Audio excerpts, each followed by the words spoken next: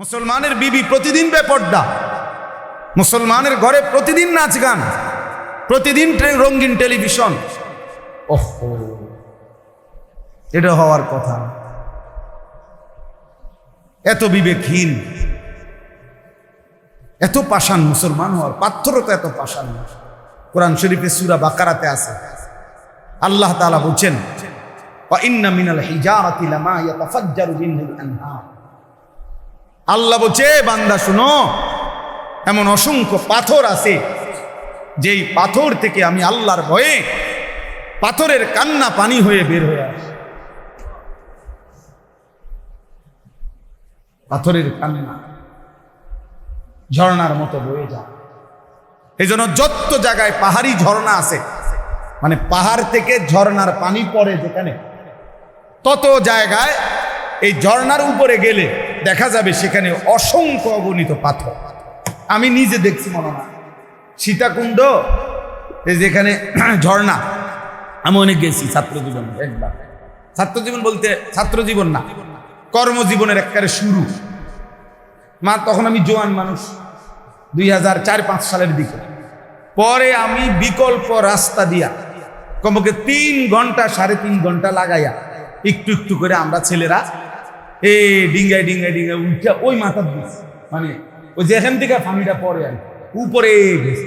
তখনও দেখছি যে সারি সারি অগণিত পাথর, পাথর বড় বড় পাথর।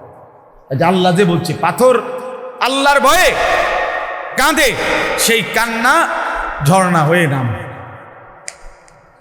লামা ইয়াতাফাজ্জারু মিনহুল আনহার ওয়া ইন্না মিনহা লামা ইয়াহবিতু মিন খাশিয়াতিল্লাহ।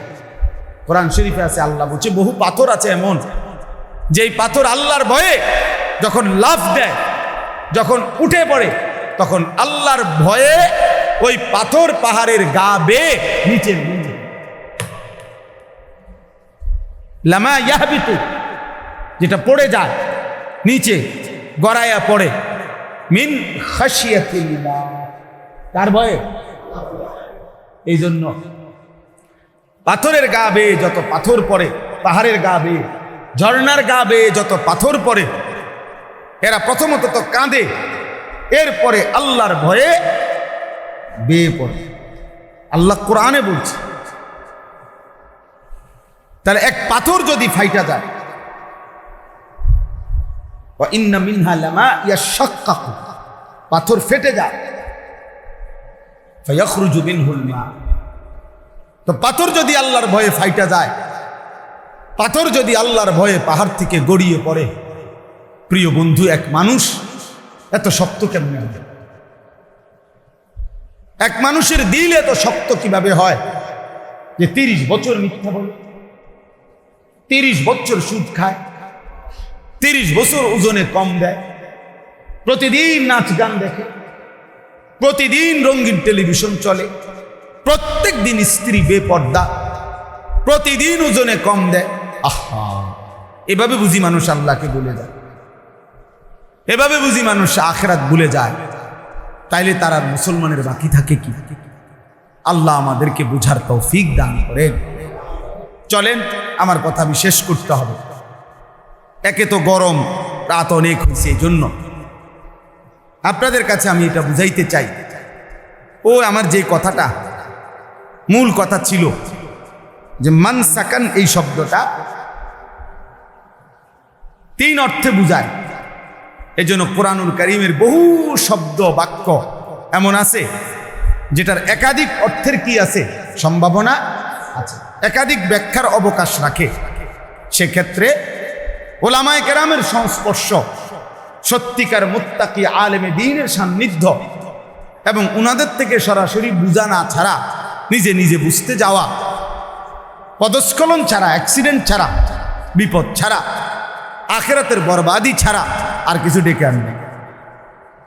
আর এই জন্য আল্লাহর কোরআন পড়া নিষেধ নাই, রাসূলুল্লাহ সাল্লাল্লাহু আলাইহি সাল্লামের হাদিস পড়তে নিষেধ নাই, অনুবাদ পড়তেও মানা নাই, তরজমা পড়তেও মানা নাই, ব্যাখ্যা পড়তেও মানা নাই, তাফসীর পড়তেও মানা নাই। কিন্তু সিদ্ধান্ত নিতে গেলে ওলামায়ে কেরাম থেকে নিজে নিজে সিদ্ধান্ত নেওয়ার অনুমতি নেই। বুঝেন নাই কথা? এইটা জরুরি বিষয়, এটা জরুরি বিষয়। এই জন্য আমরা প্রত্যেকেই উলামায়ে কেরাম ওনাদের কাছ থেকেই দিন বুঝার সিদ্ধান্ত নেব, চেষ্টা করব ইনশাআল্লাহ।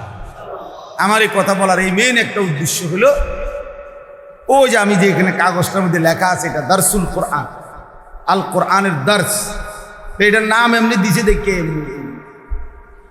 অর্থাৎ বুঝাইলাম যে কোরআন অক্ষরে অক্ষরে, শব্দে শব্দে তাফসীর ব্যাখ্যা, এখান থেকে হুকুম ফতোয়া সিদ্ধান্ত আমল উলামায়ে কেরাম থেকে বুঝে নিতে হবে।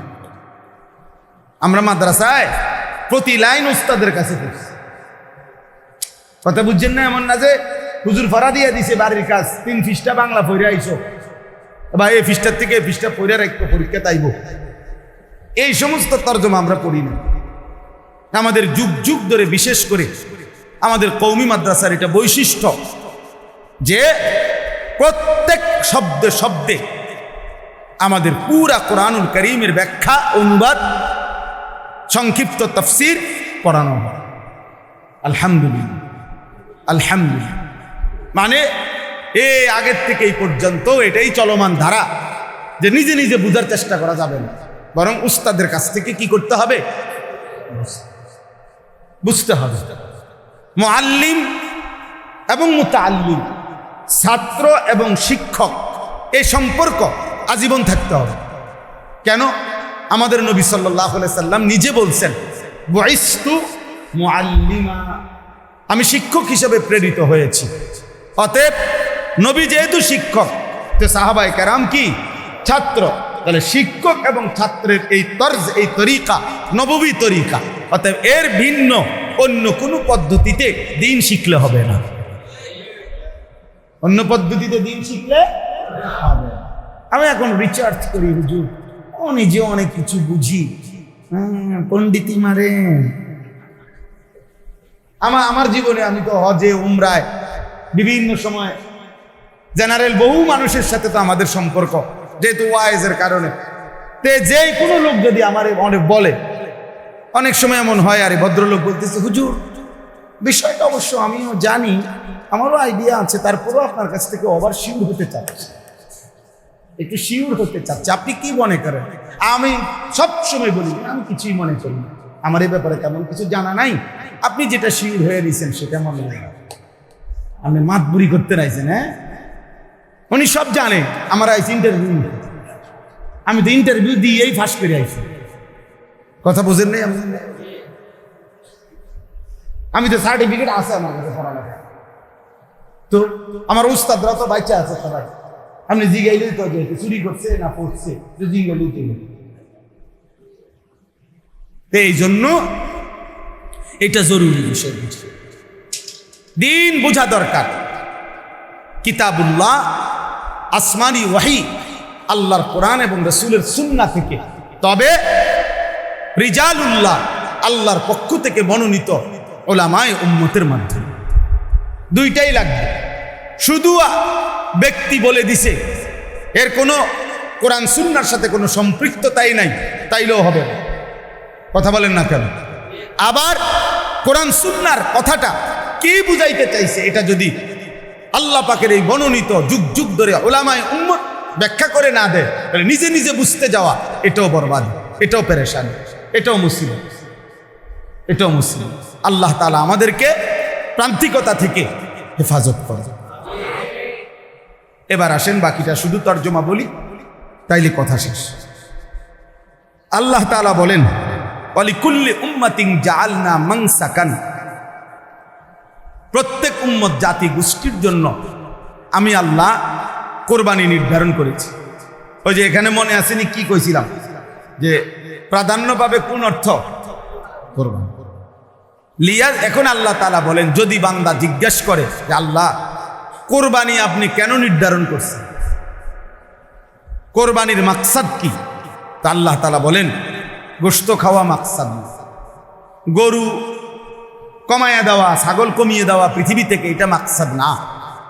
বরং মাকসাদ এক নাম্বার, লিয়াযকুরুসমাল্লাহ আলা মা রাযাকাহুম মিন বাহিমাতিল আনআম।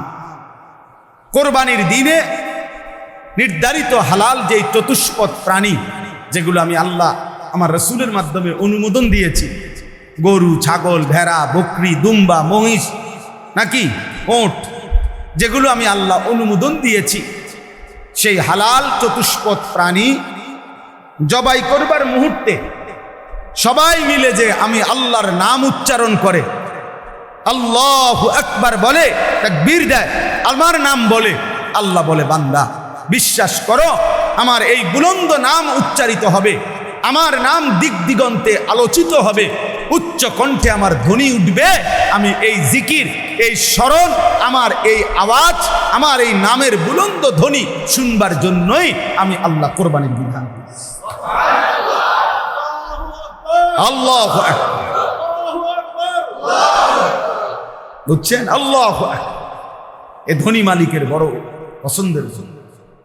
বলি তুকাব্বিরুল্লাহ আলা মা হাদাকুম, কোরআনে আছে আল্লাহ বলছে আমি যে তোমাকে হেদায়েত দিছি, আমি যে তোমাকে ইসলাম দিয়েছি, আমি যে তোমাদেরকে নিয়ামত দিয়েছি, আমি যে তোমাদেরকে জান্নাতের সন্ধান দিছি, আমি যে তোমাদেরকে মুমিনের ঘরে দিছি, আমি যে তোমাদেরকে রমজানের রোজা দিয়েছি, আমি যে সবে কদর দিয়েছি, আমি যে ইতিকাফ দিয়েছি, আমি যে ইফতার সাহরিতে নেকি দিছি, আমি যে তারাবিতে নেকি দিছি, এই যে এত কিছু জান্নাতের জন্য আমি আল্লাহ যে তোমরা বলে দিলাম, পথ দেখাইয়া দিলাম, বলি তুকাব্বিরুল্লাহ, এই খুশিতে তাকবীর দাও, কি দাও, লাগাও তাকবীর, আল্লাহু আকবার, বলি তুকাব্বিরুল্লাহ, বলি তুকাব্বিরুল্লাহ। এই জন্য রমজানের চাঁদ উঠলে ঈদুল ফিতরের দিন ঈদুল ফিতরের নামাজ পড়া পর্যন্ত আমল কি? তাকবীর, আল্লাহু আকবার, আল্লাহু আকবার, লা ইলাহা ইল্লাল্লাহু আল্লাহু আকবার, আল্লাহু আকবার, ওয়ালিল্লাহিল হামদ। আল্লাহ যেন বলে বান্দা আবার বলো, আবার বলো, আবার বলো। তো ঈদুল আজহার দিনও আল্লাহ এটাই শুনতে চায়, ঠিক কিনা বলেন? আল্লাহ বলেন তোমার কোরবানির গোশত সিদ্ধ হইল না হইল, তোমার কোরবানির গরু বড় না ছোট, তোমার কোরবানির গরুর দিকে আমি আল্লাহ তাআলা এটা হিসাব করি না। তুমি যে সকাল থেকে নিয়ে আমি আল্লাহর নাম নিচ্ছ, আল্লাহু আকবার, আল্লাহু আকবার, লা ইলাহা ইল্লাল্লাহু আল্লাহু আকবার, আল্লাহু আকবার, ওয়ালিল্লাহিল হামদ, এটা শুনতে চাই, এটা শুনতে চাই। এবার যদি হজ অর্থ নেন তাইলেও একই অর্থ হবে, লিয়াযকুরুসমাল্লাহ। আল্লাহ বলেন বান্দা আমি হজ্জের বিধান দিয়েছি, কেন? আমার বান্দা যখন ইহরাম করে তখনও বারবার আমার বান্দা আমার নাম বলে, লাব্বাইক আল্লাহুম্মা লাব্বাইক, লাব্বাইক লা শারীকা লাকা লাব্বাইক, ইন্নাল হামদা ওয়ান নি'মাতা লাকা ওয়াল মুলক লা শারীকা লাক। আমার তাওহীদ বুলন্দ করে, আমার নাম বুলন্দ করে। হ্যাঁ, এই জন্য সমস্ত ইবাদতের মধ্যে যদি সমস্ত ইবাদত উদ্দেশ্য নেন তো সব ইবাদতের মধ্যেই মাকসাদ আল্লাহকে স্মরণ করা। তাহলে যদি মানসাকান অর্থ কোরবানি নেন তাইলেও আল্লাহর স্মরণ, তাকবীর। যদি হজ নেন তাও আল্লাহর স্মরণ, যদি ইবাদত নেন তাও কি আর স্মরণ? আল্লাহর স্মরণ জিন্দা। এজন্য এক মুমিনের এক ইমানদারের জীবনের সবচেয়ে বড় বৈশিষ্ট্য, এক মুমিন মানে সে তার মালিককে স্মরণ করে। আমার বাপ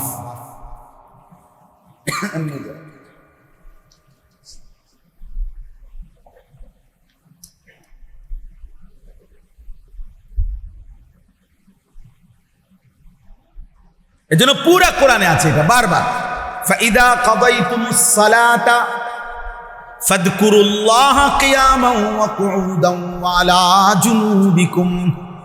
রব্বুল আলামিন বলে যখন নামাজ আদায় করেছো এখন কি করবা? লম্বা একটা গুণ দাও।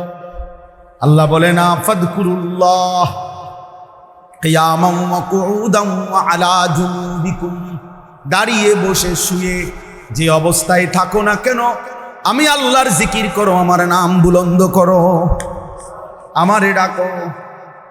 রব্বুল আলামিন বলে ফাইদা কুদিয়াতিস সালাতু ফান্তাশিরু ফিল আরদি ওয়াবতাগু মিন ফাদলিল্লাহ ওয়াযকুরুল্লাহা কাসীরা। নামাজ শেষ হয়েছে বান্দা, ঠিক আছে, মসজিদ থেকে বের হও, জমিনে ছড়িয়ে পড়ো, যার যেখানে রিজিক আছে রিজিকের তালাশে কর্মের ময়দানে ছুটে পড়ো। তবে বান্দা স্মরণ করো ওয়াযকুরুল্লাহা কাসীরা।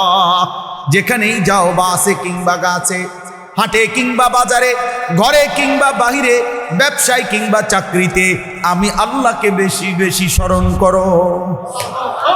আমারে ভুলো না, আমারে সঙ্গী বানাও। ফাইদা কাদাইতুম মানাসিকাকুম ফাযকুরুল্লাহ কাযিকরিকুম আবাআকুম আও আশাদ্দা যিকরা। আল্লাহ বলেন হজ্জের সব কাজ যখন শেষ হয়ে যাবে, এখন কি করবা? এখন কম্বল কিনবা, কম্বল কিন, হ্যাঁ আজি সাহেব শুধু কম্বল কিন, হ্যাঁ শুধু কম্বল, শুধু মুসল্লা, শুধু কম্বল, শুধু গোরে আর গোরে। আল্লাহ বলেন না, ফাযকুরুল্লাহ, আমি আল্লাহ তাআলার জিকির করো, আবার আমার স্মরণে লাগো। রমজান শেষ হয়েছে, ওয়ালি তুকমিলুল ইদ্দাতা ওয়ালি তুকাব্বিরুল্লাহ।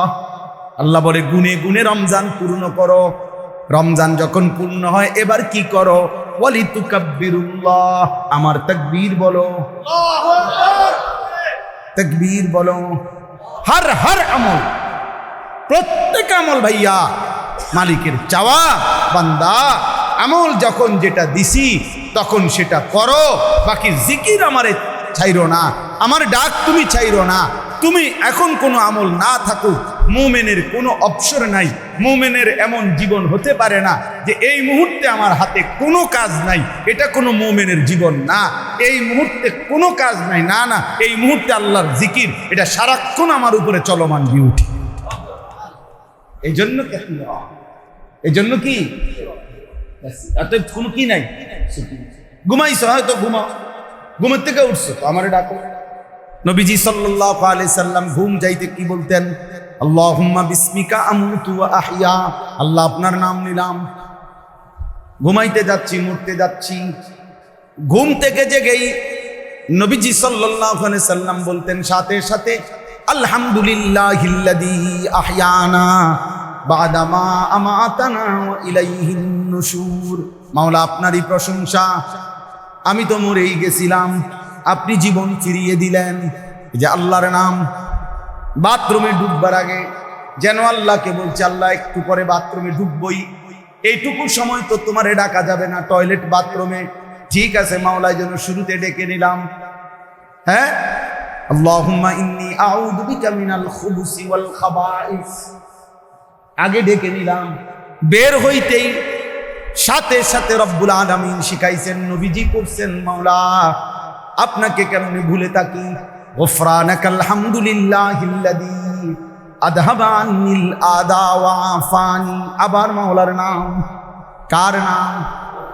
এজন্য রব্বুল আলামিন বলেন, মান শাগালাহু যিকরি আন মাসআলাতি আতাইতুহু আফদালা মিম্মা উতিয়াস সাইলিন।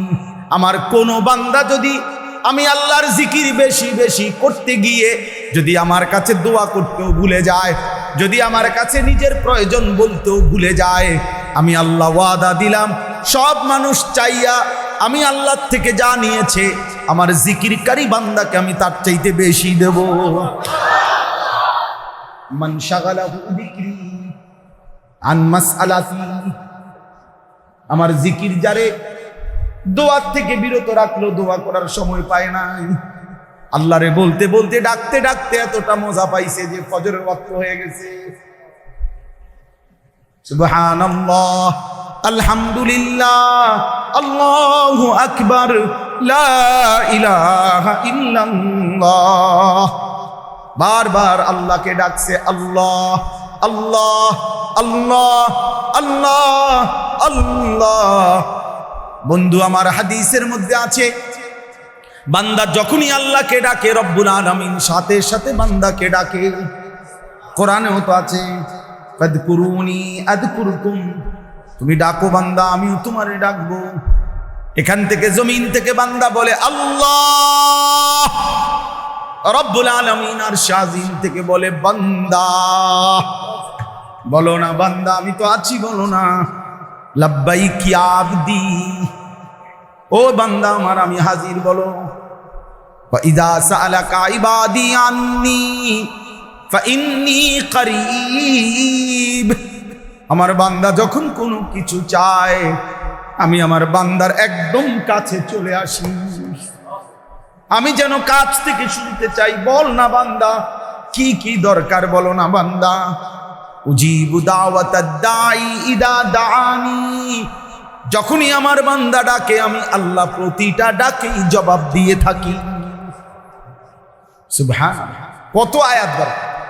উদউনি আস্তাজিব লাকুম ইন্নাল্লাযীনা ইস্তাকবিরুনা আন ইবাদাতি সায়াদখুলুনা জাহান্নামা দাখিরিন। আল্লাহ বলেন আমার কাছে চাইতে, আমারে ডাকতে যে অহংকার করে, মানে ডাকতে চায় না, খোদার কসম বন্ধু আল্লাহ বলছেন তারে লাঞ্ছিত করে বেইজ্জতি করে আমি জাহান্নামেই ঢুকাবো। সায়াদখুলুনা জাহান্নামা দাখিরিন, তোরে আমি বেইজ্জতি করব। এজন্য যুবক মনে রাখো, 3টা বাজে বাইর হইছ, রাতের 11টা বাজে ঘরে ঢুকছ, 8 ঘন্টা এমন কিছু বন্ধু নামের দুষ্ট শয়তানের লগে আড্ডা দিছ। এই শয়তানগুলো 8 ঘন্টায় না তুমি না তোমার বন্ধু নামের এই শয়তান কারো মুখ দিয়ে একবার আল্লাহর নাম বের হয়েছে। কি বন্ধুর সাথে আড্ডা দিলা, এমন শয়তানের লগে আড্ডা দিলা কেন, এমন জানোয়ারের সাথে আড্ডা দিলা কেন, যে নাফরমানের মুখ দিয়ে 8 ঘন্টায়ও তার মালিকের নাম আসলো না। অথচ 3টা থেকে 11টা এই সময়ের মধ্যে তো 3 ওয়াক্ত নামাজ চলে গেছে না। এই 8 ঘন্টার মধ্যে আসরের আজান হয়েছে, এই 8 ঘন্টায় মাগরিবের আজান হয়েছে, এই সময়ের ভিতরে এশার আজান আছে। কই বন্ধু নামের শয়তান কেন মনে করাইল না? এজন্য কোরআনে আছে বহু নাফরমান ব্যক্তি হাসরের ময়দানে নিজের আঙ্গুল এরকম দাঁত দিয়া কামড়াইয়া ছিঁড়ে ফেলবে আর আফসুস করবে আর বলবে ইয়া লাইতানি লাম আত্তাখিজ ফুলানান খলিলা, হায় আফসুস আমার মন্দ কপাল, ওই দুষ্টটাকে আমি কেন বন্ধু বানাইলাম। যদি তাকে বন্ধু না বানাইতাম লাকাদ আদাল্লানি আনিদ যিকর বা'দা ইদ জাআনি, আমার কাছে আযান আসছিল, আমার কাছে কালেমার আওয়াজ আসছিল, কিন্তু এই বন্ধু নামের এই শয়তান আদাল্লানি আনিদ যিকরি, এ আমারে আল্লাহর জিকির থেকে পথ হারাতে, এই শয়তান আমারে পথ হারাতে দিয়েছে। ওই আমারে একবারও আল্লাহর নাম বলতে দেয় নাই, ওই নিজেও বলে নাই, আমারও বলতে। আমার শায়েখ আল্লামা মুফতি মুশতাকুর নবী সাহেব, আমার জীবনে আমি বহু দেখছি, হুজুরের সাথে আমি লম্বা সফরে গেছি, কত লম্বা 8 ঘন্টা 10 ঘন্টার সফর। যখনই হুজুরের সাথে কোনো গল্প করতে চাইছি, গল্প মনে করেন এমনি গল্প, তার বাজে কথা না, প্রয়োজনীয় কথাই মনে করেন একটু এমনের কি গল্পর আকারে, যখনই হুজুরে দেখে গল্প জোরাইতে আছি, মানে গল্পের বাইল করছি মাত্র, হুজুর সাথে সাথে বলে মাওলানা 10 বার কুল হু আল্লাহ পড়লে জান্নাতে একটা ঘর হয়, চলেন কয়টা ঘর বানাই। মানে দিল আরে ফান্ডাল্লা, আমার গল্পটার উপরে কি দিয়ে দিল, ফান্ডাল্লা দিল। এইটা হুজুরের 10 বার কুল হু আল্লাহ পড়লে কি হয়, জান্নাতে একটা ঘর হয়। চলেন দুজনে কয়টা ঘর বানাই, মানে জান্নাতে। তার মানে কি, তার মানে কুল হু আল্লাহ পড়ে, কথা বন্ধ করেন, গপ বন্ধ করেন। এই আমাদের কুমিল্লার বটগ্রামের হুজুর আল্লামা নুরুল হক সাহেব, যারা তাকে দেখছে জানে, আমি জীবনে কমপক্ষে 10 বছর ধরে আজকে ওনারে লাগাতার দেখি। আমি এই 10 বছরে কোনো দিন ওনারে দেখি নাই প্রয়োজনের অতিরিক্ত এক শব্দ কথা বলি, প্রয়োজনের কথা শেষ উনি অন্য কাজে ব্যস্ত, হয়তো উঠে গেছে। আপনারা জিঙ্গাইতেও না যে আমি যাই, হুজুর কথা শেষ, আমি কি আল্লাহকে নিয়ে থাকা। আজকে এটাই রাত হয়েছে অনেক, কেন জানি বেশি বলা হয়ে গেছে। সেলিম ভাই আসাতে লাগছে মাশা। যাই হোক, লিয়াযকুরুসমাল্লাহ, তাহলে কোরবানি বলেন, হজ বলেন, নামাজ বলেন, জিন্দিগিতে সব এক এক সময় এক একটা ইবাদতকে আল্লাহ এভাবে সাজাইছেন। আমার শায়েখ বলে, মজার বিষয়, একটা সুন্দর কথা শুনেন। হুজুরে বলে, এটা আল্লামা মুফতি মুশতাকুল নবী কাসিম হুজুর বলে যে ভাইয়া সবই হলো চিনি, দুধ, হ্যাঁ, এই পানি মিশাইয়াই সবগুলো মিষ্টি বানাইছে। সবগুলোর মধ্যেই উপাদান দুধ, চিনি, পানি, ঠিক না? কিন্তু বিচিত্র মানুষের স্বাদের জন্য, বিচিত্র মজা আনার জন্য একটার নাম দিছে সন্দেশ, একটার নাম দিছে রসমালাই, একটার নাম দিছে কাঁচাগোল্লা, একটার নাম দিছে চমচম, হ্যাঁ, একটা ছানা বালুসা, একটার এই নাম ওই নাম, কিন্তু সবগুলো মিলাইয়া মূলত দুধ, চিনি, পানি। এত কিছু না কইরা এটা বড় কইরা ফুটবলের মতো মিষ্টির একটা ছাক্কা বানাই দিলে তো আর হাসছি, বোঝেন না? অথবা আরো বড় চাইয়া যে এটা একবারে তোমারে বানাই দিলাম, এটার থেকে এক হাত দিয়ে কামড়া কামড়াইয়া যখন যে দুল লাগে খাইবা, ঠিক না? কিন্তু এই বৈচিত্র্যতা আসতো না তখন, ঠিক কিনা বলেন না কেন? তো আল্লাহ পাক রব্বুল আলামিন বান্দার মধ্যে যেন বৈচিত্র্যতা আসে, মজা আসে, স্বাদ আসে, এই জন্য আল্লাহ বলছে একবার বলো সুবহানাল্লাহ, এটা এক মজা পাইবা। আবার বলো আলহামদুলিল্লাহ, আরেক মজা। এবার বলো আল্লাহু আকবার, তো আরেক মজা।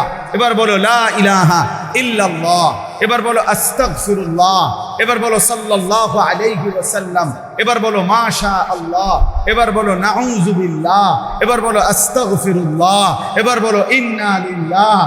বলতে থাকো, এক এক আইটেমে বলো, তো আলাদা আলাদা ভিন্ন ভিন্ন, কিন্তু ঘুরে ফিরে সবগুলোর মূল মাকসাদ আল্লাহ। লিয়াযকুরুসমাল্লাহ, রবের নাম জিন্দা করা। কার নাম? আল্লাহ। ফাইলাহুকুম ইলাহুন ওয়াহিদ ফালাহু আসলিমু, অতএব তোমাদের ইলাহ কেবলই একজন। কয়জন? ফালাহু আসলিমু, কাজেই আমার বান্দা সেই আল্লাহর দিকেই ঝুঁকে পড়ো, সেই আল্লাহর কাছেই নিজেকে সমর্পণ করো। ওয়াবাশশিরিল মুখবিতিন, আল্লাহ বলে বন্ধু আমি আল্লাহর প্রতি অনুগত বিনয়ী যত বান্দা, আমার এমন প্রতিটা বান্দাকে জান্নাতের সুসংবাদ দিয়ে দেন। আল্লাযীনা ইদা যুকিরাল্লাহু ওয়াজিলাত কুলুবুহুম, আল্লাহ বলেন কেমন বান্দা বিনয়ী, কেমন বান্দা আমার অনুগত, কেমন বান্দার জন্য জান্নাতের সুসংবাদ। এক নম্বরে হলো আমি আল্লাহর জিকির যখন করে, সাথে সাথে যখন তাদের অন্তর আমি আল্লাহর ভয়ে কাঁপতে থাকে, তাদের জন্য জান্নাতের সুসংবাদ। দুই নম্বরে ওয়াস-সাবিরিনা আলা মা আসাবাহুম, প্রতিটা দুঃখ, কষ্ট, যন্ত্রণা, পেরেশানি, প্রতিটা ঝামেলায় যে আমি আল্লাহর উপরে সবর করে ধৈর্য ধারণ করে, তার জন্য জান্নাতের সুসংবাদ। তিন নম্বরে ওয়াল মুকিমিস সালাহ, 5 ওয়াক্ত নামাজ যে ঠিকমতো আদায় করে, আমার এমন অনুগত বান্দার জন্য জান্নাতের সুসংবাদ। 4 নম্বরে ওয়া মিম্মা রাযাকনাহুম ইউনফিকুন, আমি আল্লাহর দেওয়া রিজিক থেকে যারা আমার রাস্তায় খরচ করে, হজ ফরজ হলে হজ করে, যাকাত ফরজ হলে যাকাত দেয়, কুরবানি ওয়াজিব হইলে কুরবানি দেয়, আবার সাদাকাতুল ফিতর ওয়াজিব তো সাদকায়ে ফিতর আদায় করে, দান করে, সাদাকা করে, অভাবী, গরিব, দুস্থ, অসহায়, এতিম, বৃদ্ধ, নারী, প্রতিটা বিপদগ্রস্ত, প্রতিটা দিনই কাজে যে দান করতে থাকে, আল্লাহ বলেন এমন বান্দার জন্য জান্নাতের সুসংবাদ। খালাস। আল্লাহ আমাদেরকে তৌফিক দান করেন।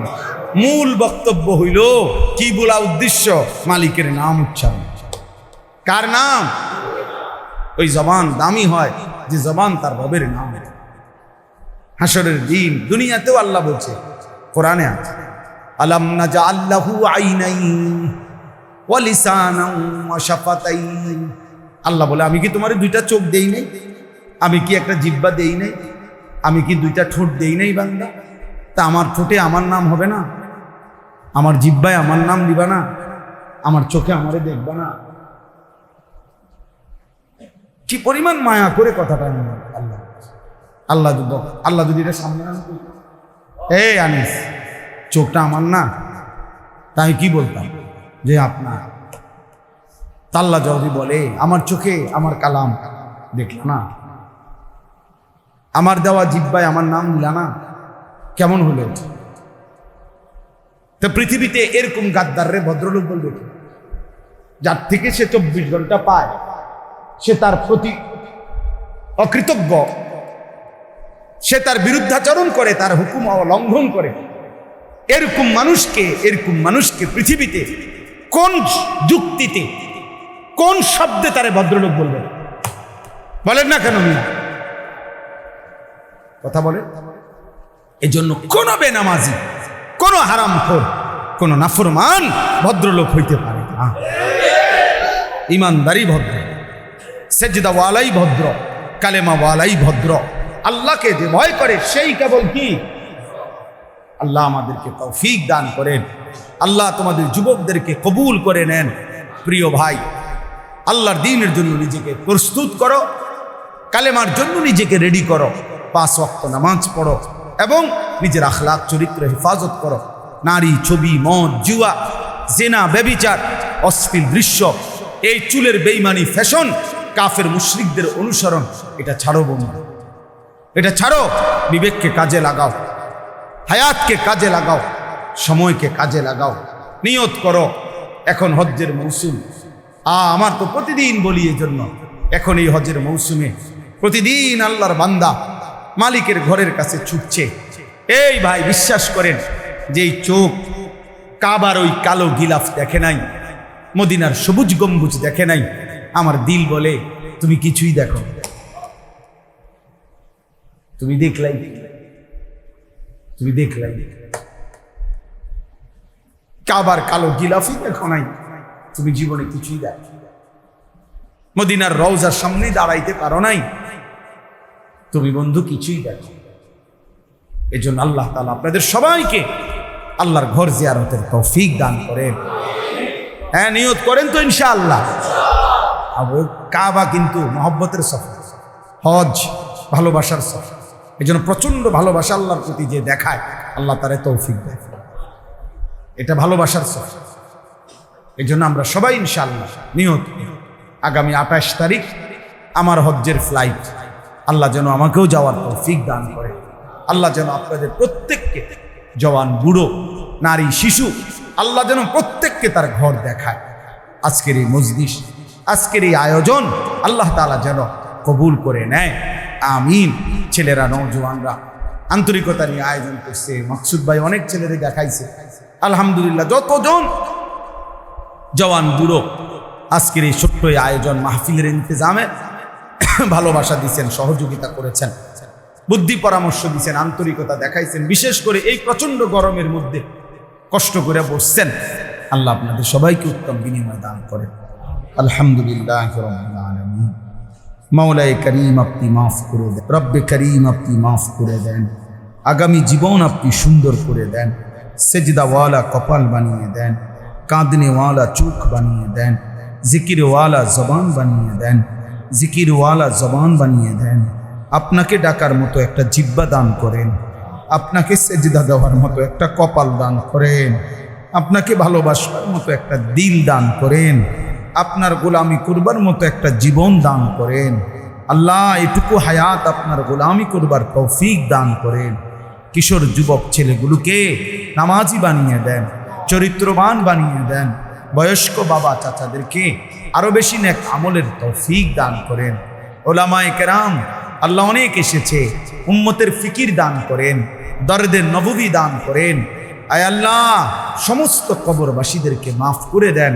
কিয়ামত পর্যন্ত কবরের আযাব মাফ করে দেন। অসুস্থ বিমারি যারা শিফা করে দেন। প্রত্যেকের কামাই রুজিতে হালাল বরকত দান করেন। হারাম থেকে বাঁচান, হারাম থেকে বাঁচান, হারাম থেকে বাঁচান, গুনাহ নাফরমানি থেকে বাঁচান।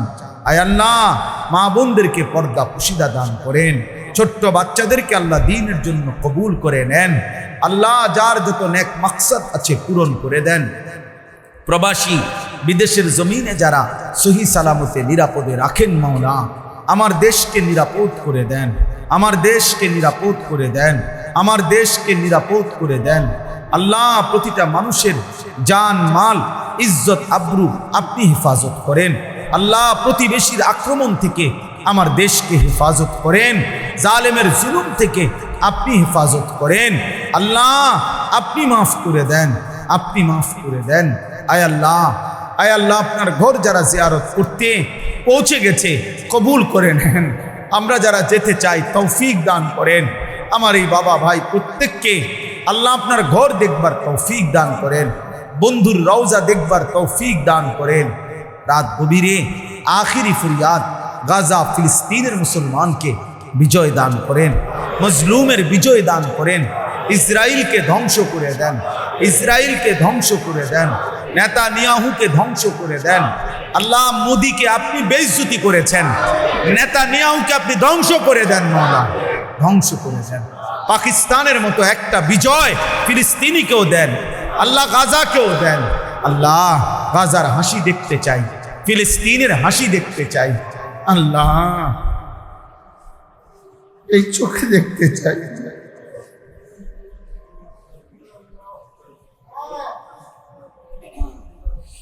আল্লাহ মজলুমের বিজয় দান করে, কালেমার বিজয় দান করে, হকের বিজয় দান করেন।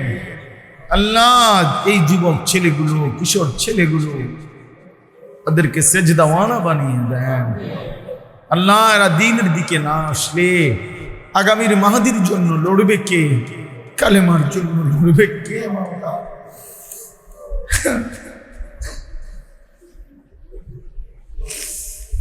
আল্লাহ আমাদের সন্তান আমাদেরকে ফিরায়া দেন, আমাদের যুবক আমাদেরকে ফিরায়া দেন, আমাদের কিশোর আমাদেরকে ফিরায়া দেন। রব্বির হামহুমা কামা রব্বায়ানি সগীরা। আয় আল্লাহ প্রত্যেকের নেক মাকসাদ পূরণ করে দেন।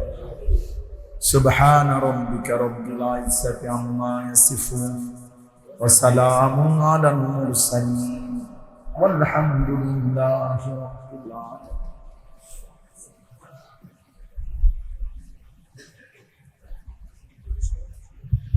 هادي له ونشهد أن لا إله إلا الله وحده لا شريك له ونشهد أن سيدنا وحبيبنا ومولانا محمدا عبده ورسوله أما بعد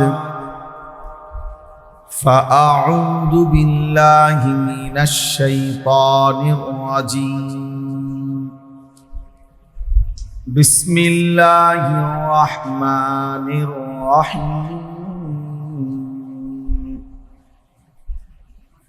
ولكل أمة جعلنا منسكا ليذكروا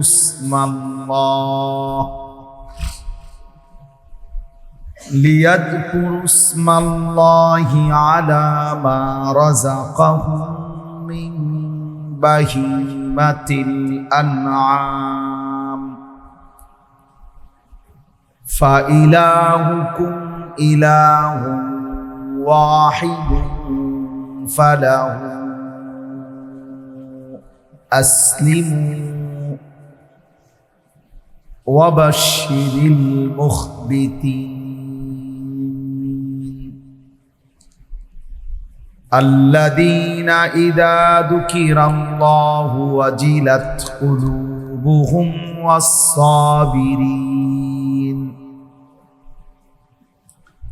والصابرين على ما أصابهم والمقيم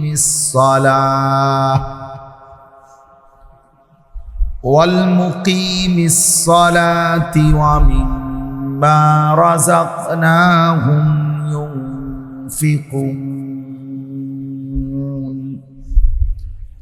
صدق الله مولانا العظيم وقال نبينا صلى الله عليه وسلم ما عمل آدمي من عمل يوم النحر أحب إلى الله من إهراق الدم وإنه يأتي يوم القيامة بقرونها وأشعارها وأزلافها وإن الدم ليقع من الله بمكان قبل أن يقع من الأرض فطيبوا بها نفسا اللهم صل على محمد وعلى آل محمد كما صليت على إبراهيم وعلى آل إبراهيم إنك حميد مجيد اللهم بارك على محمد وعلى آل محمد كما باركت على إبراهيم وعلى آل إبراهيم إنك حميد مجيد سبحانك لا علم لنا إلا ما علمتنا إنك أنت العليم الحكيم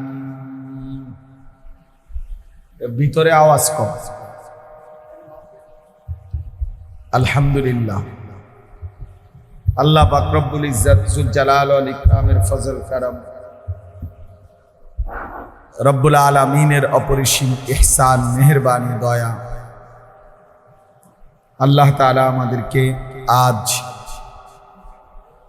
17 মে 2025 রোজ শনিবার কুমিল্লা জেলা লাকসাম উপজেলাধীন বাতাখালী খাঁবাড়ি জামে মসজিদে কুরআনুল কারীমের দর্স ও ইসলাহি মজলিসে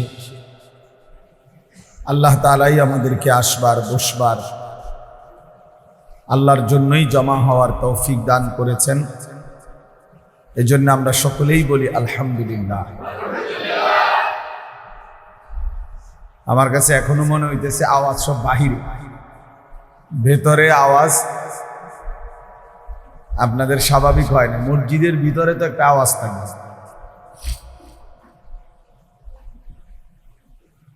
মুআজ্জাজ মুহতারাম হাজিরিন আমি আপনাদের সামনে পবিত্র কুরআনুল কারীমের 17 নম্বর পারা কুরআনুল কারীমের 22 নম্বর সূরা সূরাটির নাম হচ্ছে সূরা হজ এই সূরার 34-35 এই দুইটি আয়াত তেলাওয়াত করা হয়েছে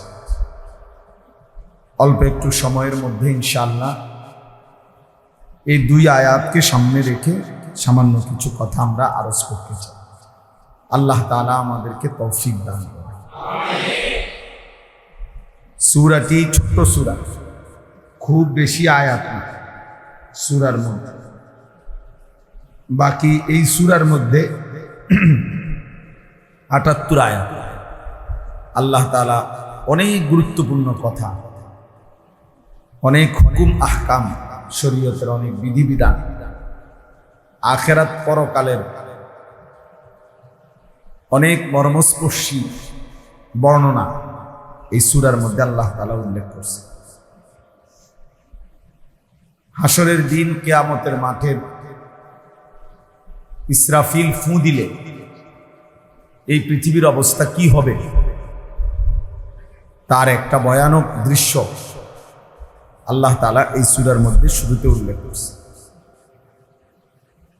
আল্লাহ তাআলা বলছেন যে যেদিন ইসরাফিল ফু দিবে,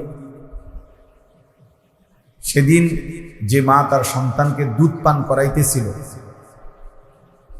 সেই মা তার দুধের বাচ্চা ছুঁড়ে ফেলে দিবে।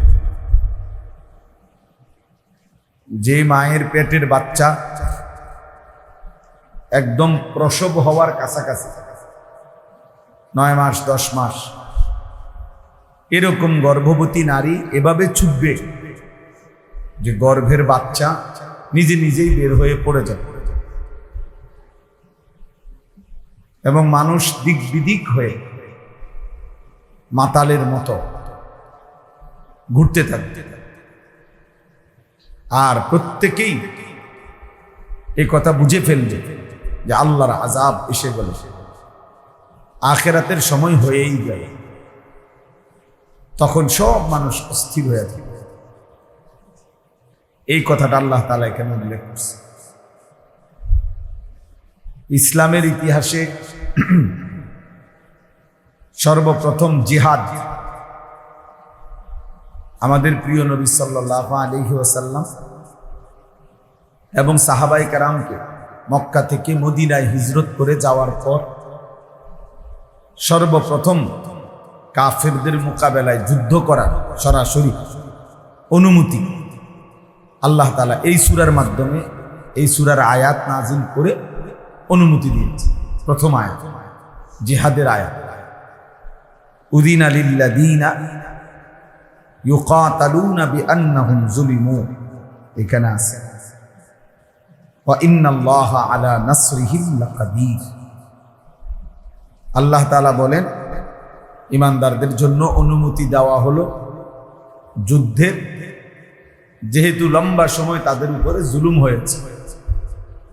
13 বছর মক্কায় তাদের উপরে অবর্ণনীয় জুলুম হয়েছে। এজন্য আমি আল্লাহর পক্ষ থেকে এখন তাদের জন্য ইউকাতালুনা, যুদ্ধের অনুমতি দিলাম। আর আল্লাহ তাআলা এই প্রথম যেদিন মুসলমানদেরকে যুদ্ধের অনুমতি দিয়েছেন, সেদিনই আল্লাহ তাআলা বলছেন ওয়া ইন্নাল্লাহা আলা নাসরিহিম লাকাদির, নিশ্চয়ই আল্লাহ তাআলা ঈমানদারদের সাহায্যে পূর্ণ শক্তিমান, পূর্ণ শক্তিরা। এজন্য মুসলমান যখন আল্লাহর জন্য জীবন দেবে, দুশমনের মোকাবেলায় সম্মুখ যুদ্ধে মোকাবেলা করবে, তো আল্লাহ তাআলা নিশ্চিত বিজয় দান করবে। এখন সেই বিজয় কত ঘন্টা পরে, কত দিন পরে, কত মাস পরে আসবে, সেটা আল্লাহ তাআলার ফয়সালা। বাকি এই কথা নিশ্চিত বিজয় মুমিনের হবে, বিজয় ঈমানদারের হবে। এই কথাই সূরার মধ্যে উল্লেখ আছে। এই সূরার মধ্যে একটা আশ্চর্য উদাহরণ আছে। যারা মূর্তি পূজা করে, আল্লাহকে বাদ দিয়ে অন্য কাউকে ডাকে, মূর্তির, পাথরের, দেবতার, তো আল্লাহ তাআলা তাদেরকে খুব সুন্দর একটা দৃষ্টান্ত দিছে এই সূরাতে, যে তোমরা যারা মূর্তি পূজা করো, পাথরের পূজা করো, ওই ভাই কথা বলো না, কথা বলো, সাবধান, একদম কথা বলবা না, মোবাইল নিয়ে খোঁচামচর করবা না। যাদের হাতে মোবাইল ধরা, হাতে মোবাইল ধরে রেকর্ড করা নিষেধ আমার পক্ষ থেকে, একদম স্পষ্ট নিষেধ। ভালো না লাগলে চলে গেলে ভালো, দয়া করে, না তো আমি উঠাই দেব। আমি এটা পছন্দ করি, সদরবদর মানুষ আমার পছন্দ না। আমি কোনো এনে ভোটে দাঁড়াইছি না যে আপনার কাছে ইলেকশনের জন্য আসছি, আমি জনপ্রিয়তা দিয়ে বা করবো, আমি ধর ইলেকশনে দাঁড়াইতাম না, কোনো ইচ্ছাই নাই। আমি জোর করে করল না, আপনি বলবেন আপনাদের দেয় কহ না, দরকার নেই, দেওয়ানোরও দরকার নেই, আমিও নিতাম না, কেউ আমার না। তো এই জন্য বললাম আল্লাহর কথা বলা, আল্লাহর কথা বলার জন্য এই জন্য ভাইয়া খামখেয়ালি করা ঠিক না। আল্লাহর ঘর মসজিদ সর্বোচ্চ আদবের জায়গা, সর্বোচ্চ শ্রদ্ধা ভক্তি সম্মান মহব্বতের জায়গা। আল্লাহর নবী সাল্লাল্লাহু আলাইহি সাল্লাম বলেন, মসজিদের প্রতি যার প্রচন্ড ভালোবাসা, হাসরের দিন সে আল্লাহর আরশের নিচে ছায়া পাবে। এটা হাদিস। যেই 7 ধরনের ব্যক্তিকে কিয়ামতের দিন আল্লাহ পাকের আরশের ছায়া দেওয়া হবে, তন্মধ্যে একটা হলো ওই ব্যক্তি রাজুলুন কলবুহু মুআল্লাকুন বিল মাসাজিদ, যার অন্তর আল্লাহর ঘর মসজিদের সাথে লেগে আছে, মানে যার দিল পড়ে আছে মসজিদ, যার মন পড়ে থাকে মসজিদ। মানুষ বলে, মা ছিলাম যদিও বিদেশে কিন্তু মন পড়েছিল তোমার কাছে।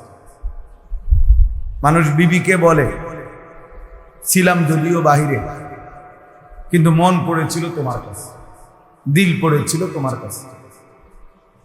তো এক মুমিনও যদিও কর্মের প্রয়োজনে বাহিরে যায়, কিন্তু সত্যিকার মুমিনের দিল অন্তরাত্মা পড়ে থাকে মসজিদের মধ্যে।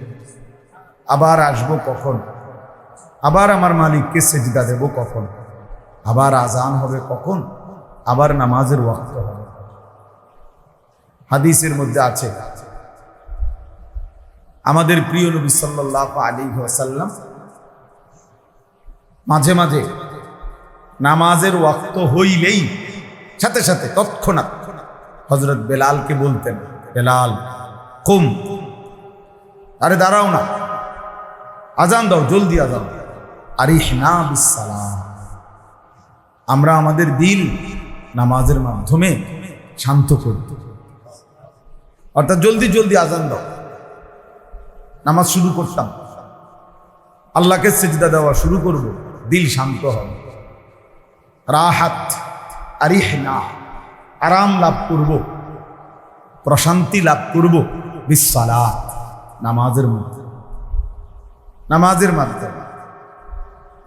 তাইলে নবীজি সাল্লাল্লাহু আলাইহি সাল্লাম অস্থির হয়ে থাকতেন, আবার কখন আজান হবে, আবার কখন সিজদা দেবে, আবার কখন নামাজ পড়বে।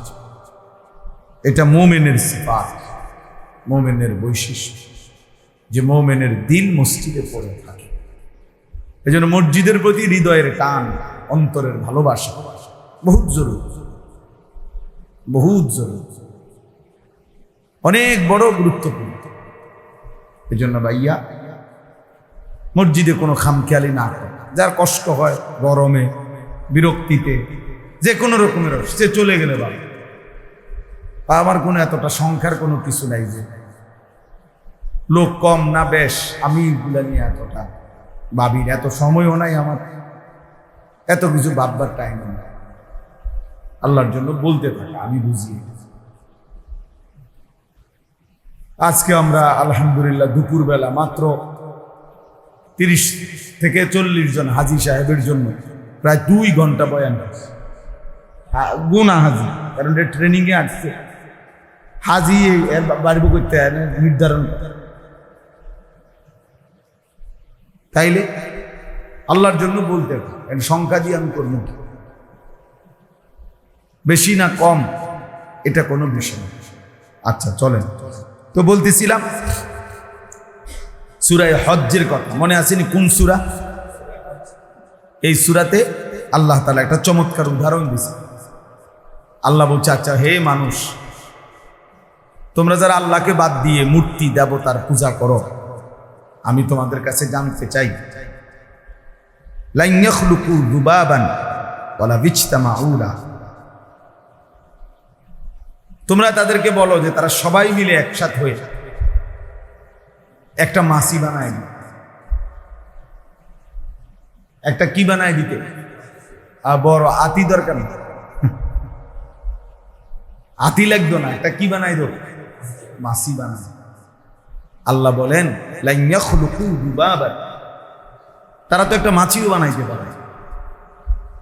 ওয়ালা বিজতামাউ লাহু, এটা বানাইবার জন্য তারা যদি সবাই একসাথে হয়, সারা পৃথিবীর সব দেবতা সব মূর্তি একসাথে হলেও তো একটা মাছিও কি করতে পারবে না। এবার আল্লাহ তাআলা বলেন, আচ্ছা যাও, মাছি বানাইতে পারবে না, তো আমি আল্লাহ তাআলা আরেকটু নামায়া দিই, সহজ করে দিই।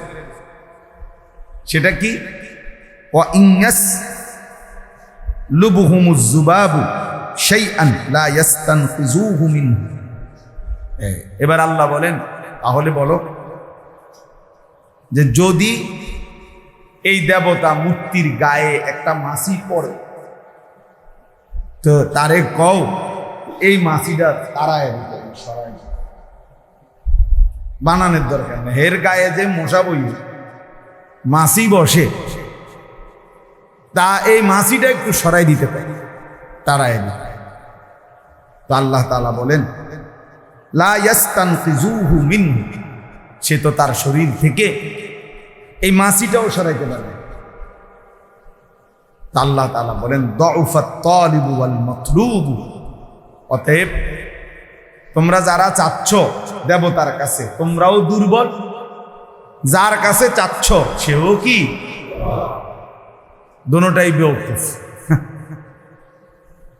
বুঝেন না? যার কাছে চাচ্ছ সেও দুর্বল, তুমি তো নিজেই দুর্বলই, যেহেতু তুমি দুর্বল দেখেই তো চাইতে চাই। দুফাত তালিবু ওয়াল মাতলুব, তালেব এবং মাতলুব। তালেব মানে প্রার্থী, যে চায়, মাতলুব মানে যার কাছে চায়, উভয়ই দুর্বল। তাহলে এই চমৎকার উদাহরণ দিয়ে আল্লাহ তাআলা কিয়ামত পর্যন্ত বলছে, তোমাদের ওই মিথ্যা দেবতা, তোমাদের ওই মিথ্যা মূর্তি, তোমাদের ওই মিথ্যা পাথর, সে না কোনো মাছিও বানাইতে পারে, না নিজের গায়ে পড়া মাছি তারাইতেও পারে। তাহলে এতটা দুর্বল, তাকে কেমনে তোমরা খোদা মনে করো, তাকে কিভাবে পূজা করো, তার কাছে কিভাবে প্রার্থনা করো। নাউযুবিল্লাহ। এইভাবে এই সূরার মধ্যে ইব্রাহিম আলাইহিস সালামের কথা আল্লাহ তাআলা উল্লেখ করছে। ইব্রাহিম আলাইহিস সালাম, আল্লাহ তাআলা বলছেন, মিল্লাতা আবিকুম ইব্রাহিম হুয়া সাম্মাকুমুল মুসলিমিন। এই যে এই কথাটা আমরা এমনি অনেকেই জানি। আল্লাহ তাআলা বলছে, তোমাদের মিল্লাতের পিতা, তোমাদের মুসলিম জাতি সত্তার পিতা ইব্রাহিম, তিনি তোমাদেরকে মুসলিম হিসাবে নামকরণ করেছেন। তো এই কথাইটা এই সূরার মধ্যে আছে, সূরা হজ, এই সূরার মধ্যে এরকম অনেকগুলো সুন্দর সুন্দর ছোট্ট ছোট্ট বিষয় এই ছোট্ট সূরার মধ্যে আছে। আর এখন কথা হলো সবচেয়ে বড় বিষয় যেটা এই সূরার আলোচ্য, এই সূরাতে বিস্তারিত আলোচনা আছে যে বিষয়ে, সেটা হলো হজ এবং কুরবানি সম্পর্কে। হজ এবং কুরবানি সম্পর্কে যে কয়েকটা সূরার মধ্যে বেশি আলোচনা, তার মধ্যে উল্লেখযোগ্য এই সূরা। এই সূরার মধ্যে আল্লাহ তাআলা হজ এবং কুরবানি সম্পর্কে বিস্তারিত আলোচনা করেছেন। সূরা বাকারার মধ্যেও আল্লাহ তাআলা হজ সম্পর্কিত আলোচনা করেছেন। ওইখানেও লম্বা আলোচনা আছে, আর এখানেও লম্বা আলোচনা আছে। তো আমি যে দুইটা আয়াত পড়ছি, এই দুইটা আয়াতের মধ্যে হজ সম্পর্কিত কথাও আছে, কোরবানি সম্পর্কিত কথাও আছে, আর আল্লাহর অনুগত বিনয়ী বান্দার সিফাত বৈশিষ্ট্য কি এই কথাও আছে। তো এবার চলেন এই দুই আয়াত আমরা শুনি। আল্লাহ তাআলা বলতেছেন 34 নম্বর আয়াতে সূরা হজ, ওয়ালিকুল্লি উম্মাতিন জাআলনা মানসাকান। এই হলো প্রথম কথা। আল্লাহ তাআলা বলেন, আল্লাহ তাআলা প্রত্যেক উম্মতের জন্য, প্রত্যেক জাতি গোষ্ঠী সম্প্রদায়ের জন্যই নির্ধারণ করেছেন মানসাক। মানসাক অর্থটা কি আমি বলতেছি একটু পরে, আগে এই শব্দটাই যেমনি আছে এমনি বলে। আল্লাহ তাআলা বলেন প্রত্যেক উম্মতের জন্য আমি আল্লাহ নির্ধারণ করেছি মানসাক। কি নির্ধারণ করেছেন? কে নির্ধারণ করেছেন? আল্লাহ। প্রত্যেক উম্মত, প্রত্যেক জাতি গোষ্ঠী সম্প্রদায়ের জন্যই আমি আল্লাহ মানসাক নির্ধারণ করেছি। এখন প্রশ্ন হলো এই মানসাক মানে কি? তো কোরআনে আর শব্দ, এই শব্দটার দুইটা শব্দ, একটা হলো মানসাক আর একটা হলো নুসুক। আর এই মানসাক শব্দের বহুবচন হলো মানাসিক। এই তিনটাই কোরআনুল কারীমের মধ্যে ব্যবহার আছে। যেমন এখানে এখন শুনলেন ওয়ালিকুল্লি উম্মাতিন জাআলনা মানসাকান, সূরা বাকারার মধ্যে আছে। আল্লাহ তাআলা বলছেন ফাইজা কাদাইতুম মানাসিকাকুম, মানাসিক বহুবচন। আবার কোরআনুল কারীমের মধ্যে আছে ইন্না সালাতি ওয়া নুসুকি ওয়া মাহইয়ায়া ওয়া মামাতি লিল্লাহি রাব্বিল আলামিন। তাহলে কাছাকাছি শব্দ, নুসুক, মানসাক, মানাসিক, এই তিন শব্দেরই একই অর্থ, তিন শব্দেরই একই অর্থ। অর্থটা কি? অর্থ তিনটা। এই শব্দটির তিনটা অর্থ। এক নাম্বার হলো কোরবানি, দুই নাম্বার হলো হজ, তিন নাম্বার হলো সমস্ত ইবাদত। তাহলে মানসাক শব্দের প্রথম অর্থ কি? কোরবানি। দ্বিতীয় অর্থ কি? হজ। তৃতীয় অর্থ কি? সমস্ত ইবাদত। ইবাদত আর কি? আল্লাহর ইবাদত। এই তিনটাই এই শব্দের অর্থ।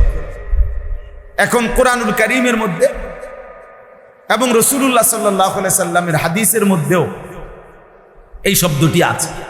নবীজি বলছে খুযু আন্নী মানাসিকাকুম। কোরআন শরীফ আছে ইব্রাহিম আলাইহিস সালাম আল্লাহর ঘর কাবা বানাইয়া দোয়া করছে, দোয়ার মধ্যে এটা বলছে ওয়া আরিনা মানাসিকানা, এরকম শব্দ আছে।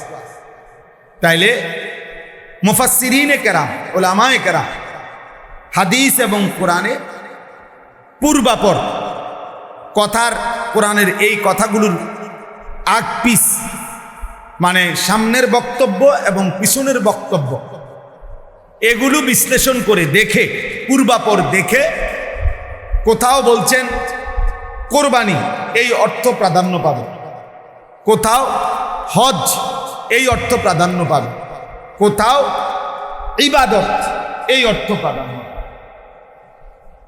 এই অর্থ প্রাধান্য। যেমন এইখানে ওয়ালিকুল্লি উম্মাতিন জাআলনা মানসাকান, আল্লাহ বলেন আমি প্রত্যেক জাতির জন্য নির্ধারণ করেছি মানসাক। তো তিনটাই অর্থ, কথা বলেন, তিনটাই অর্থ কি না? অর্থ কি? আমি প্রত্যেক উম্মতের জন্য কোরবানি নির্ধারণ করেছি, আমি প্রত্যেক জাতির জন্য হজ নির্ধারণ করেছি, আমি প্রত্যেক জাতির জন্য আমার ইবাদত নির্ধারণ করেছি। কিন্তু প্রাধান্য কোনটা? তো উলামায়ে কেরাম তাফসীরের মধ্যে সামনে পিছনে দেখে সেটা নির্ধারণ করে দিছে। এখানে কোরবানি এই অর্থটা অগ্রগণ্য, প্রাধান্য। আবার ওই যে ওইখানে বললাম আল্লাহ বলছে ফাইজা কাদাইতুম মানাসিকাকুম ফাযকুরুল্লাহা কাযিকরিকুম আবাআকুম আও আশাদ্দা যিকরা, যখন তোমাদের মানাসিক শেষ হয় তখন তোমরা পুনরায় আল্লাহ তাআলার জিকির করো। তো ওইখানে পূর্বাপর কথার দ্বারা উলামায়ে কেরাম, মুফাসসিরিনে কেরাম নির্ধারণ করে দিয়েছেন যে ওইখানে অর্থ হবে হজ। হজ অর্থ হলো আল্লাহ তাআলা বলেন তোমাদের হজ্জের আমল যখন শেষ হয়, শেষ দিনের পাথর মারা, শেষ। এইবার তোমাদের করণীয় কি? তোমরা পুনরায় আল্লাহর জিকির, আল্লাহর স্মরণ, আল্লাহর বন্দিগিতেই লেগে যাও।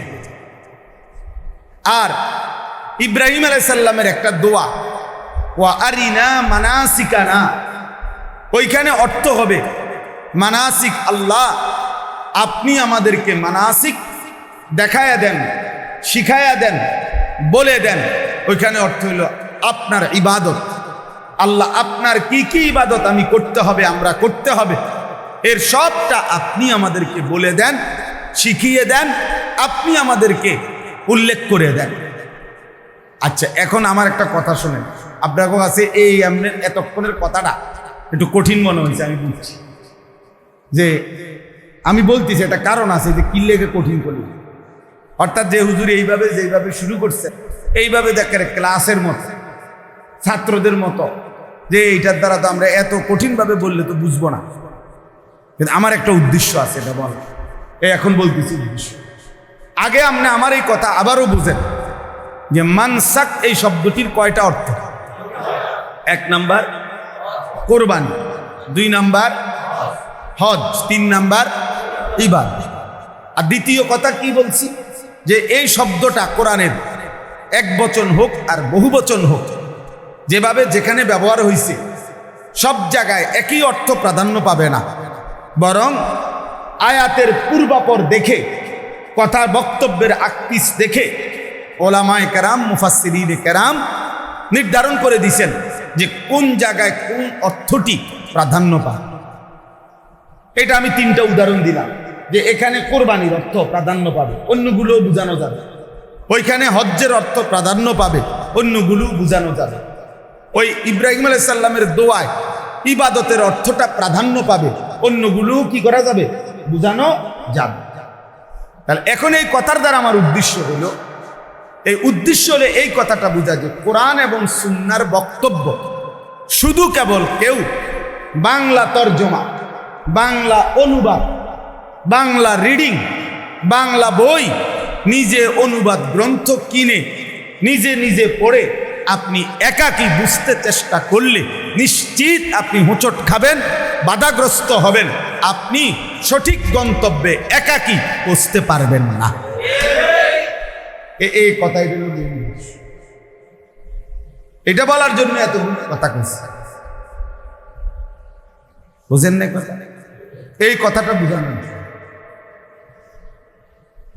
একাকী আপনি পারতেন না, বরঞ্চ অবশ্যই নির্ভরযোগ্য মুত্তাকি হক্কানি রব্বানি ওলামায়ে কেরামের ব্যাখ্যা বিশ্লেষণ, ওনাদের মতামত এখানে কি, এটা আপনাকে শুনতে হবে, এটা আপনাকে কি করতে হবে,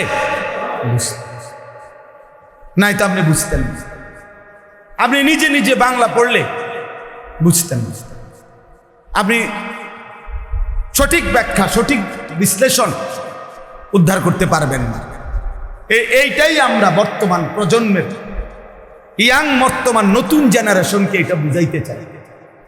বর্তমান জেনারেশনের মধ্যে একটা বড় অংশ যারা কিছুটা ধর্ম মানে, ইসলামকেও পছন্দ করে, কিন্তু তাদের একটা বড় রোগ হইল নতুন প্রজন্মের অনেক লোক, অনেকেই নিজে নিজে ইসলামকে বুঝতে চেষ্টা করে,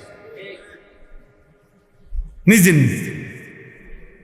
গতকালকেও একজন বড়, গত পরশুদিন এই বাংলাদেশের একজন প্রতিষ্ঠিত বড় নেতা টকশোর বক্তব্যের মধ্যে বলছে যে মোল্লাতন্ত্র চলবে না, ইসলাম ভিন্ন জিনিস। ইসলাম তার আব্বাই যেটা দিছে, তার বাপের থেকে আসছে ইসলাম। বুঝেন নাই কথা?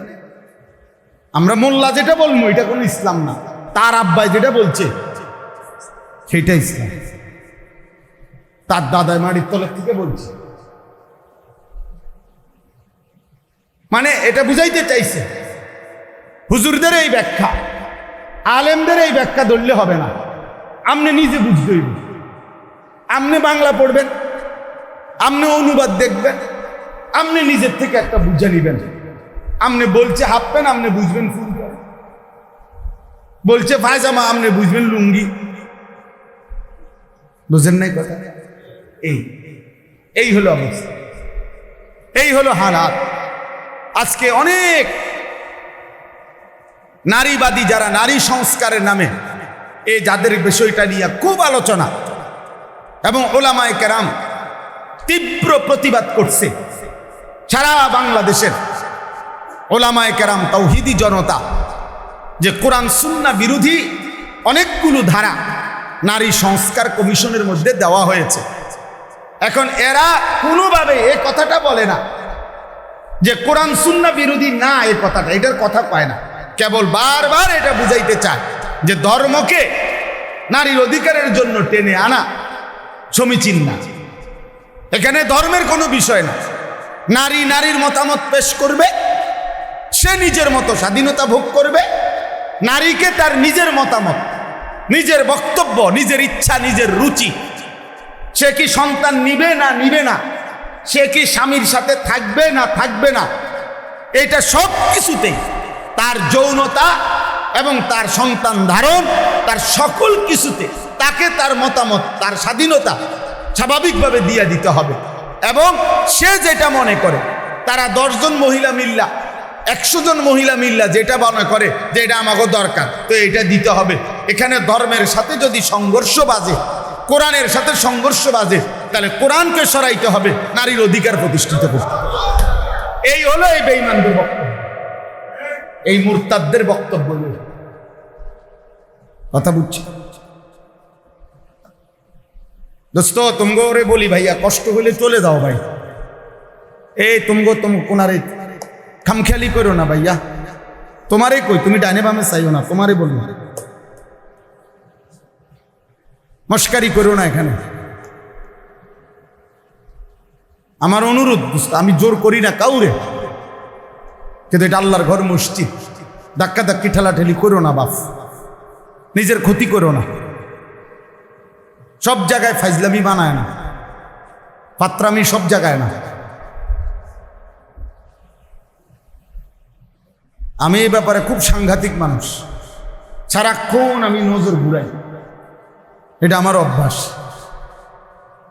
ও কেউ বুট খাবে, বাদাম খাবো, ক্যান্সারাইয়া বইবো, আরেকখানে ছাইয়া থাকবো, হাতে কথা কইবো, আমি ওয়াজ করবো না, এরম বদিল্লা দিতে আমি আসি, আমি কোনো বাতের অভাবে আসি। এই জন্য আমার কথা হলো, যার কষ্ট সে চলে যাক। আমি একজনকে বলি, অসুবিধা কি? একজনকে বলাও আল্লাহর কথা, সৌভাগ্য। সৌভাগ্য কি না? আল্লাহর এক বান্দাকে বলাও সৌভাগ্য। ফাওয়াল্লাহি লা আন ইয়াহদিয়াল্লাহু বিকা রাজুলান ওয়াহিদান খায়রুন লাকা মিন হুমুরিন নাআম। আল্লাহর নবী সাল্লাল্লাহু আলাইহি ওয়াসাল্লাম বলেন, আল্লাহর কসম, তোমার দ্বারা একজন ব্যক্তি হেদায়েত পাওয়া, একজন রাজুলান ওয়াহিদান, একজন ব্যক্তি আল্লাহর রাস্তা পাওয়া, নবীজি বলে গোটা আরবের সমস্ত দামি উট তোমাকে হাদিয়া দেওয়ার চাইতেও কোটি গুণে উত্তম। কয়জন? একজন। কোন এক আল্লাহর বান্দা আল্লাহকে পেয়ে গেল, সেজদার মজা পাইল, নামাজের মহব্বত পাইল, আল্লাহকে চিনবার জন্য আগ্রহী হইল, তো এইটা গোটা আরবের সমস্ত দামি উট, নবীজি তখনকার হিসাবে উদাহরণ দিচ্ছে। এই জন্য দয়া করে, এটা জরুরি বিষয়। তোমরা অনেক ছেলে বাপ কোনোভাবেই বুঝতে চাও না, তোমাদের নিজের মনের ইচ্ছা, তোমাদের শাহওয়াত, তোমাদের ব্যক্তিগত কামনা বাসনা, তোমরা এর কাছে বন্দী হয়ে গেছে, নিজের হাতে তুলে নিছ। এটা সুস্থ স্বাভাবিক কোনো মানুষের কাজ না বাপ। নিজের হাতে তুলে নিছ, তোমার সাজ, তোমার চুল, তোমার জামা, তোমার পোশাক, তোমার হাসি, তোমার কান্না, তোমার আবেগ, তোমার অনুভূতি, তোমার হাঁটা, তোমার চলা, তোমার ঘুম, তোমার আহার, তোমার নিদ্রা, সবকিছু তুমি তোমার নিজের হাতে তুলে নিছো, যে আমার মনে যা চায়। Your life your wish, your life your choice, তোমার জীবন তোমার পছন্দ। এটা ভাইয়া খুদার কসম, এটাকে ইত্তেবাউল হাওয়া বলে কোরআনের ভাষা। অর্থ হলো মনের চাহিদার অনুসরণ। আমার মনে যা চাই তাই। এই কোরআন সাক্ষী ভাইয়া, আমি অসংখ্যবার এই কথা বলছি, এই কোরআনে স্পষ্ট বলছে, এই মনের চাহিদার অনুসরণ যে করে, আল্লাহর বিধান, রসুলের বিধান, ধর্মের বিধান কোনো কিছুকেই যে তোয়াক্কা করে না, বরং মনের চাহিদার অনুসরণ করে, কসম আল্লাহ, আল্লাহ পাক তাকে বলছে এই ব্যক্তির উদাহরণ সরাসরি ফামাসালুহু কামাসালিল কাল, কুত্তার মতো। একেবারে আল্লাহর কসম, এটা কোরআন শরীফের আয়াত, সূরা আরাফের আয়াত, ওয়াত্তাবা হাওয়াহু ফামাসালুহু কামাসালিল কাল। আল্লাহ তাআলা বলেন সে তার মনের চাহিদার অনুসরণ করেছে, অতএব তার উদাহরণ কামাসালিল কাল। অর্থ কি? কুকুরের, কুত্তার জিন্দেগি, ওই জীবন কুত্তার জীবন, অন্য কোনো প্রাণী না, ডাইরেক্ট আল্লাহ তাআলা ফিক্সড করে দিচ্ছে কামাসালিল কাল, কুকুরের জীবন। এই জন্য দোস্ত আমি অনেক পেরেশানি করি, এই জন্য সারাদিন রাত কিশোর যুবকদের জন্য বলি, এই জন্য যে এমন সুন্দর বয়স, সুস্থ সবল বয়সে, মাত্র 16 বছর, মাত্র 18 বছর, এত অল্প বয়সে ভাইয়া তুমি নিজের হাতে নিজেরে তুলে নিলা, তোমার আখিরাত কোথায়? নিজেরে মুক্ত স্বাধীন বানায় দিলা, আহা, তো বাকি জিন্দগি কেমন চলবে? 16 বছর না যাইতেই, 18 বছর না যাইতেই যদি এত নারী, এত ছবি, এত উলঙ্গ দৃশ্য, জেনা ব্যভিচারের এত দৃশ্য এত কম বয়সে যদি দেখা ফেলো, আগামী হায়াত কেমনে চলবে? 40 বছর বয়স পর্যন্ত যাইতে যাইতে তোমার অবস্থা কি? 50 বছর বয়স যাইতে যাইতে তোমার অবস্থা কি? তুমি তো এই কম বয়সে পৃথিবীর সব উলঙ্গ নারী দেখে লাইলা, তুমি তো এই অল্প বয়সে জেনা ব্যভিচারের সব কিছু দেখে ফেললা। তোমার আগামীর জীবন তো ধ্বংস ছাড়া, বরবাদি ছাড়া, পচা দুর্গন্ধ ছাড়া আর কিছুই ছড়াবে না। 13 বছরের ছেলে, আমার দেশ কি পরিমাণ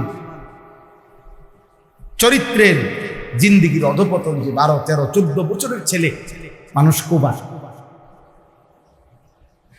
কিশোর বাচ্চা, আপন খালা একটা বাইসাইকেলের জন্য 2 জন খালারে জবাই করে মাইরা দিচ্ছে। এই যে গতদিন,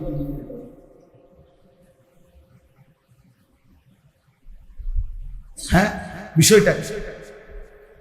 বিষয়টা শহরে বন্দরে 14-15 বছরের কিশোর জ্ঞান, তার শরীরের চাইতে লম্বা চাফাতি দিয়া মানুষ কোথা। সে নিজেকে খুব ফুর্তি মনে করে, আমি বড় মৌজে আছি, আমার চুল বেঈমানের মতো, আমার পোশাক বেঈমানের মতো, আমি এক ওয়াক্ত নামাজ পড়ি না, আমি যখন মন চায় দিন নাই রাত নাই নারী দেখি, ছবি দেখি, আমার একটা মোবাইল আছে, উলঙ্গ ছবি দেখছি, বন্ধুদের আড্ডা দিতেছি, মোটরসাইকেল চালাইতেছি। কই এই পৃথিবীর কেউ নাই, আমার মা বাবা, আত্মীয় স্বজন, দেশ, বংশধর, একটা লোক নাই যে আমারে বাধা দিবে। আমার চাইতে বড় স্বাধীন আছে, সে মুক্ত, সে আজাদ, কেউ তাকে বাধা দেয় না, কেউ তাকে ফেরায় না, কেউ তাকে ডাকে না, আহারে বাপ তুই তো বরবাদ হয়ে যাচ্ছিস, এই বাপ তুই তো জাহান্নামের আগুনে জ্বলবি, হায় হায় তুমি তো অনন্তকালের আগুনে পুড়ে যাবা। এই কথাটুকু কেউ তার জন্য এক ফোঁটা চোখের পানি ফেলে না, কেউ তারে ফিরায় না। মা বাপ যেন নির্বাক তাকায় আছে, সন্তানের অধপতন চোখের সামনে দেখতেছে, মাও খায়, বাপেও খায়, ঘুমায়, সবাই সবার মতো চলতেছে, আর চোখের সামনে মানব সন্তান চরিত্রহীন, লম্পট, দুশ্চরিত্র হয়ে, চূড়ান্তভাবে বখাটে হয়ে জীবনটা শেষ করে দিচ্ছে। কেন এমন হলো যুবক? তোমাদের যাদের জীবনে সারা দিনে, সারা বছরে, 6 মাসে 9 মাসে কেউ তোমারে আল্লাহর দিকে ফিরায় না, তোমারে নামাজের কথা বলে না, আখিরাতের কথা বলে না, তোমার চরিত্র সুন্দরের কথা বলে না। কেন বলে না? কেন বলে না? খোদার কসম আমি মনে রাখবো বাপ, কারো মনে শুইনো না প্রয়োজনে, কিন্তু আমার এই কথা মনে রাখো, কারণ একটাই, তোমার উপরে আল্লাহর লানত করছে। খোদার লানত যার উপরে পড়ে তারে মাখলুক মুখ ফিরায় না। তোর উপরে আল্লাহর লানত করছে, এই জন্য আর তোর মা তোরে ডাকে না, আর তোর বাপও তোরে ডাকে না, আর তোর পাড়া পড়শি কেউ তোরে ডাকে না। তুই সবার সামনে চরিত্রহীন হয়ে যাচ্ছিস, সবার সামনে নষ্ট হয়ে যাইতেছ, তোরে কেউ ডাকে না। হ্যাঁ, আমার মনে আছে আমরা প্রাইমারি স্কুল থাকতে হিন্দু মাস্টাররা যে দুধ ধরাইতাম, হিন্দু মাস্টার ছিল আমাদের একজন হিন্দু স্যার ছিল, পরে আমরা আজরাইলের মতো ভয় পাইতাম। হিন্দু মাস্টার, গ্রামের দাদা, আমার দাদা না, কি গ্রামের দাদা, ওনার শাসনকে যেরকম ভয় পাইতো, গ্রামের চাচা, গ্রামের বড় ভাই, আজ মুসলমানের বাচ্চা তার আপন বাপকে 2 পয়সার কোনো মূল্য নেই, আপন মা তারে 2 পয়সার কোনো দাম নেই। খাইলে খাওয়াইবা, না হইলে বাইরে যাবো, বাহ পড়লে পড়ছি, না পড়লে না, টেয়া দাও, সুদে টাকা লাও, বিদেশ যাবো, কিস্তি লাও, যেমনে পারো বিদেশ পাঠাও, টাকা দরকার। সবাই মিলে মিশে নাফরমানির উৎসব করছে, আল্লাহর অবাধ্যতার প্রদর্শনী করছি আমরা। একটা ছেলে হলেও বুঝো বাবা, নিজের এভাবে নষ্ট করে দেওয়া, নিজের হাতে নিজেকে বরবাদ করে দেওয়া কোনো বিবেকবান মানুষের কাজ হইতে পারে, মানুষের কাজ হইতে পারে। এটা জন্তু জানোয়ারের জন্য মানাইতে পারে, ইনসানের জন্য এটা মানায় না, মানায় না। আল্লাহ আমাদেরকে বুঝার তৌফিক দান করেন। এই জন্য আমার দোস্ত, আমার নওজোয়ান, ফেরা দরকার, ফেরা আল্লাহর দিকে ফেরা দরকার। এত বড় মালিকের নাফরমানি করেন। শ্রোতা আসছে,